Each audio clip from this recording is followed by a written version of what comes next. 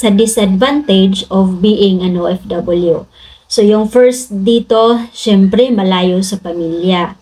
Malayo sa pamilya, nandoon yung homesick, nandoon yung hindi mo makakausap yung family mo. So swerte na lang yung isang OFW kapag inaalaw ng mga amo na gumamit ng cellphone.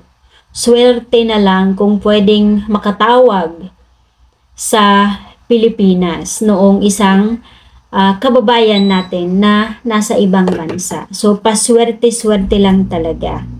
So, syempre, yung pangalawa, kung ikaw ay isang pamilyado na, ito yung struggles mo, na hindi mo makikita yung anak mo na lumaki, hindi mo siya makakasama.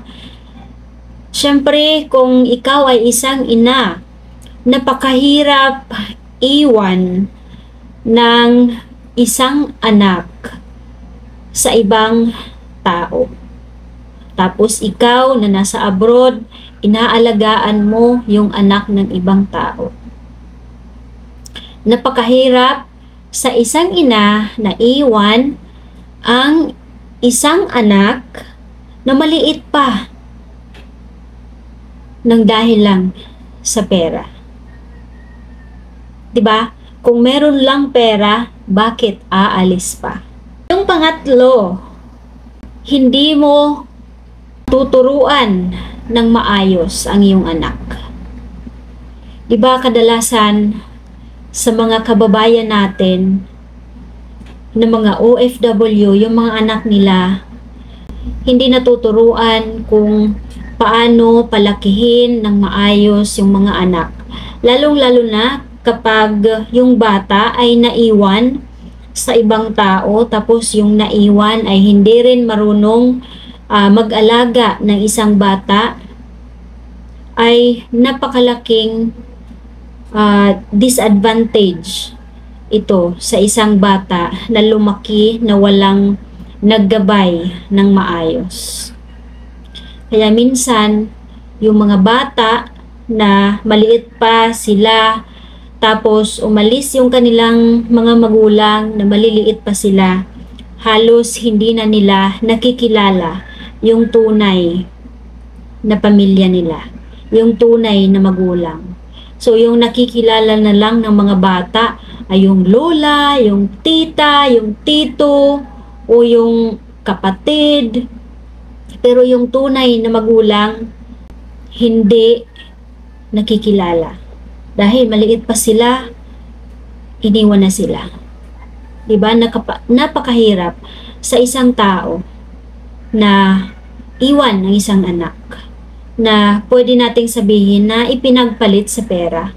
Although, yung income na nandoon sa abroad, pinapadala sa pamilya, pero iba pa rin yung magkasama kayo ng anak mo. Iba pa rin yung magkasama kayo ng pamilya mo araw-araw.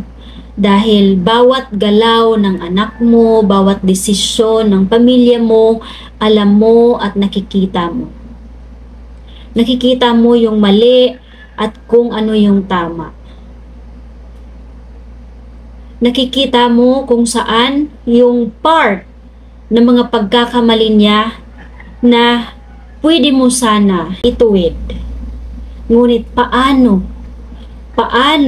ngayong nasa ibang bansa ka? Sino ang maggagabay sa iyong anak? Sino ang gagabay sa iyong pamilya na kailangan ng gabay mo? Diba? Napakahirap sa isang pamilya na ang kakulangan ay financial. So minsan talaga ang pera ang dahilan kung bakit nagkawatak-watak o nagkakalayo ang bawat pamilya. Minsan pera ang dahilan kung bakit nagkalayo ang loob ng bawat pamilya sa isa't isa. Diba? Malaking tulong ang pera, pero maaring wasakin nito ang buong pamilya.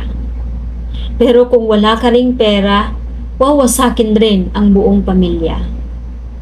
Magkawatak-watak, mag-aaway. Ang hirap intindihin, ang hirap i-balance yung ganung situation na pag merong pera, pinag-aawayan.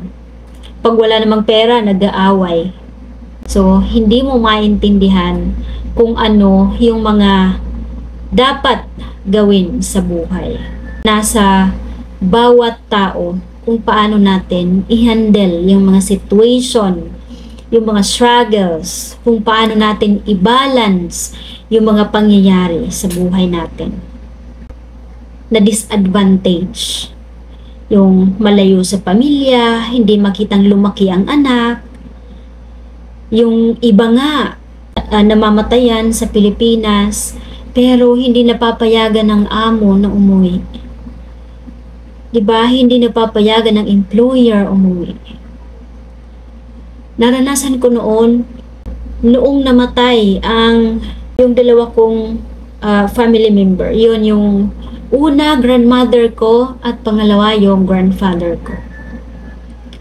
So, oh gosh, maiyak na tayo dito. So, namatay sila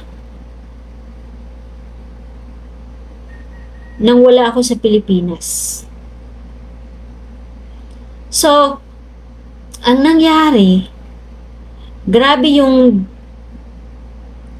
naiiyak naman ako. So, ang nangyari, grabe yung blame ko sa sarili ko. Grabe yung podcast na to. Grabe yung episode na to. So, ang nangyari, sinisi ko yung sarili ko na bakit ako nag-abroad? Bakit hindi madali yung growth ko? Bakit hindi ako nag-succeed agad? Dahil grabe, umiyak ako eh. Ewan, bakit ito yung episode na ginawa ko? Pero, sabi ko nga sa inyo OFW lang ang makakaintindi. Sabi ko nga sa inyo, inaintindihan ko kayo. So, ang nangyari, sinisi ko yung sarili ko. Ibiniblame ko yung sarili ko na hindi ako maaga naging successful. Hindi ako maaga na-achieve yung mga gusto ko, na kung maaga sana ay nung namatay yung grandmother ko ay sana nakita ko siya. Kaya ang tagal ng panahon na hindi ko makalimutan talaga, at halos araw-araw ko sinisisi yung sarili ko.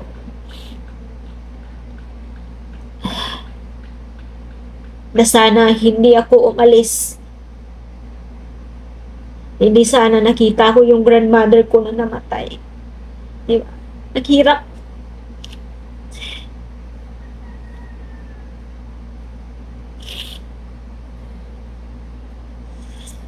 So, ang hirap sa isang OFW na may namamatay na pamilya sa Pilipinas pero hindi na nagkaroon ng chance na magkita kahit sa libingan man lang. Diba? Ang hirap. So, ayun, yung una na disadvantage, away from family, hindi makikitang lumaki ang mga anak, kung may mga anak, kapag namamatayan, hindi nakakauwi, 'di ba? Minsan nga yung iba hindi pinalad, pinapatay ng employer, 'di ba? Nire-rape ng employer, minamaltrato ng employer, 'di ba? So yung pang-apat ay hindi natuturuan yung anak. hindi nagagabayan ng tama yung anak kung meron ng pamilya. 'Di ba? So, ayun yung mga disadvantage ng pagiging OFW.